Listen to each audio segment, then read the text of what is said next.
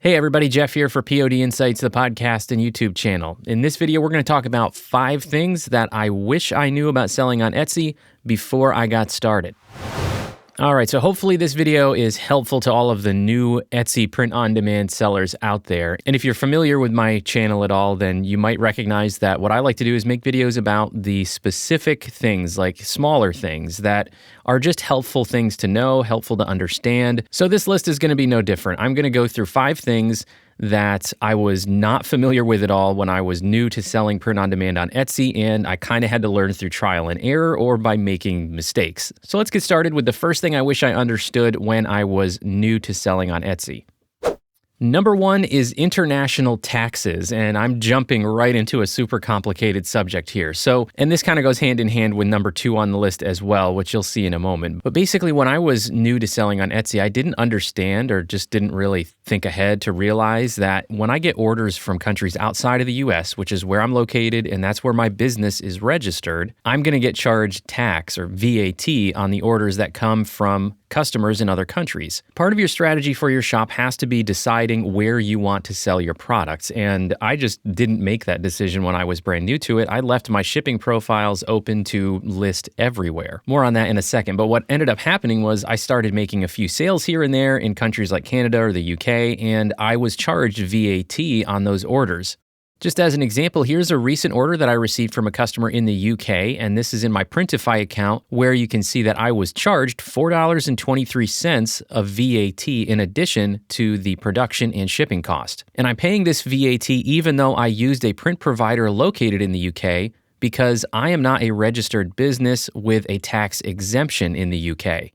And that's exactly what happened to me when I was new. The first couple orders I got had that VAT charge on there that I wasn't prepared for or expecting, and I basically lost pretty much all my profit. One of the important things to realize also is that if your listings are available in multiple countries, you can't adjust the product price for individual countries. For example, the listing that I am selling in the US, I want to be, let's just say $19.99, and I want to charge somebody in the UK a little bit more to cover that VAT. But I can't change the product price in the listing because that will change the price that displays in every country. So the way that I make up for this VAT that I'm expecting to get charged in other countries is to add it into the shipping prices for each country.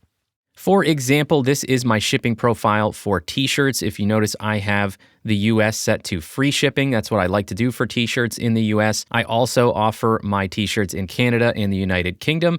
And so I have pricing in here set to expect not just the shipping price of the product, but also there's a couple dollars added in there to help cover that VAT and preserve my profit. So you want to do this for every shipping profile that you offer in multiple countries. Just take a look at what your expected shipping charge is going to be in those other countries and then add a few dollars to it and put that into the shipping charge for each country so that you can cover that VAT.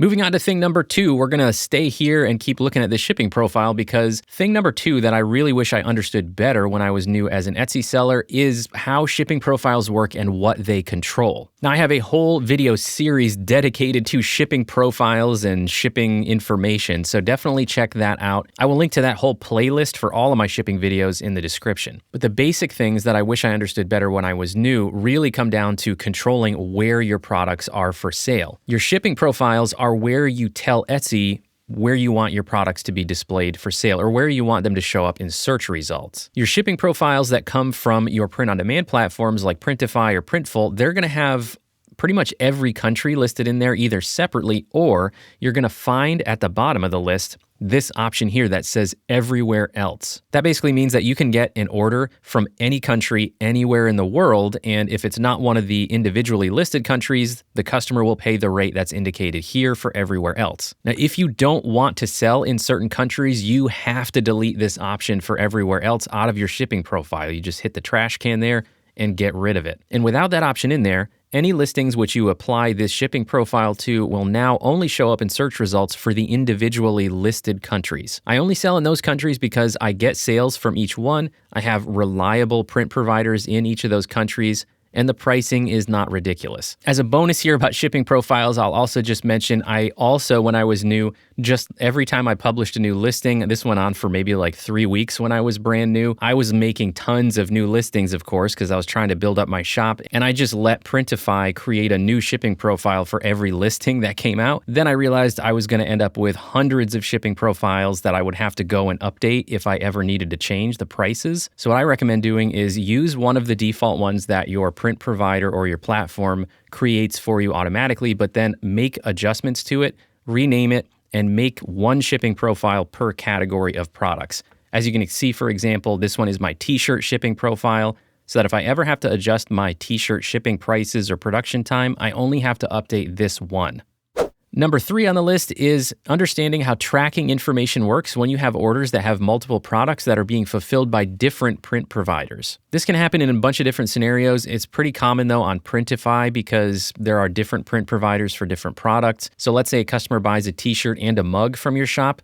Those are going to be from different print providers on Printify. So you're going to have more than one tracking number to upload to the order. And the issue that I didn't understand originally is that when the first item is fulfilled and shipped from that order, it's going to get marked complete by the automated process between Printify or whatever platform and your shop. And when it gets marked complete, that first tracking number gets uploaded here into the Etsy order and it moves to your completed orders. All of that's fine except for what happens when the second or third package ends up being fulfilled and shipped to the customer. And that's because what happens is nothing. Nothing happens when those additional packages ship to the customer. The tracking information does not transmit over to Etsy. That means when you have orders like that, you have to come into the order record and actually add that tracking information. Otherwise, the customer might be confused if they receive that first package, but not the other ones. I did make a separate video about this, so I will link to that in the description in the corner, but the short version is when the second or third or fourth package ships for an order, you have to come to the Etsy order record here,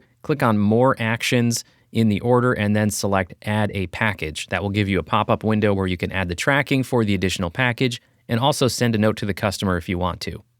Number 4 on the list is understanding how sales and promotions work for your Etsy shop. This is something that I continue to give feedback to Etsy about anytime I get one of those emails to do a survey for the Etsy seller account, because the limitations that they place on your ability to do what you want with, especially with coupon codes, can be a little frustrating if you think you've got a whole strategy worked out and then you run into a roadblock. For example, with coupon codes, if we come to our marketing tab in the sales and discounts page, we click on create a promo code. Now let's say what I want to do is offer a 15% coupon code that customers can use if they buy 2 or more mugs from my shop, but I sell other products. I sell other types of products, but I just want this coupon code to work on mugs. So when I'm building this, I'm going to put 15% in as my percentage off. I'm going to change the order minimum to a number of items, and I'm going to say 2 as the minimum. So it only works if they buy 2 or more.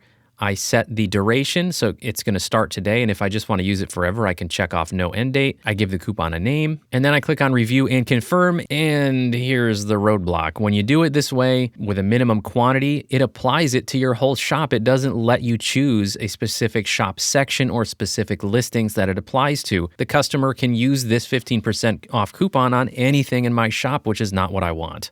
The only way to specify a section or specific products is to go back and remove the minimum quantity and then proceed. And now we can select a section of the shop or individual listings.